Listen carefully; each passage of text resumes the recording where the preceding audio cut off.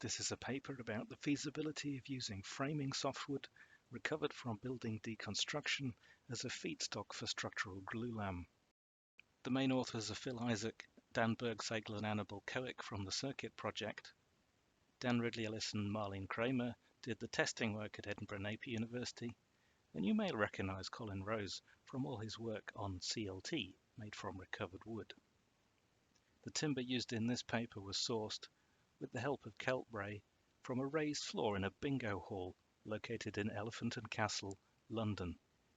It's thought it was installed during a building refurbishment in 2012. Once the timber was received, it had to be labelled up with identification numbers, and here's Dan doing just that. The next step is to search for metal fasteners with a metal detector. Here's Annabel doing that, and of course the next step is to try and remove them. And here's Phil with a bunch of helpers. All of the timber needed to be inspected for visual grading indicators like knots and grain, but also damage that occurred during the building construction and deconstruction. One damage, one split. Great, phase 2.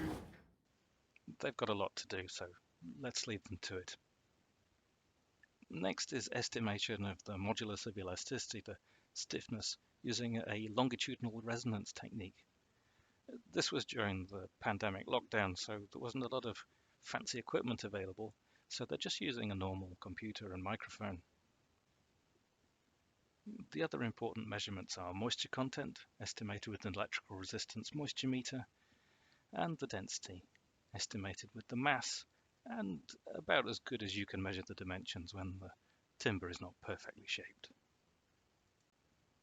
Next, the timber was passed to Buckland, a glulam manufacturer, who used a little more than half of the pieces to make 6 glulam beams.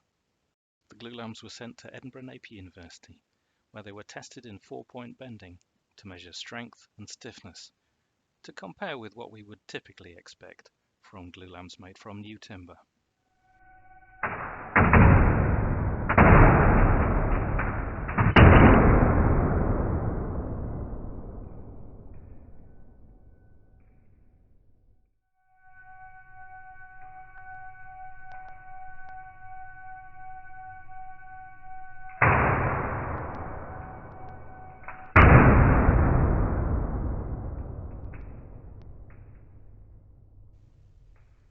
We also did some shear tests on the glue lines.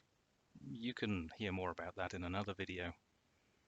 You can't tell all that much from tests on just 6 beams, but the results were pretty similar to what we would expect for glulams made from new timber.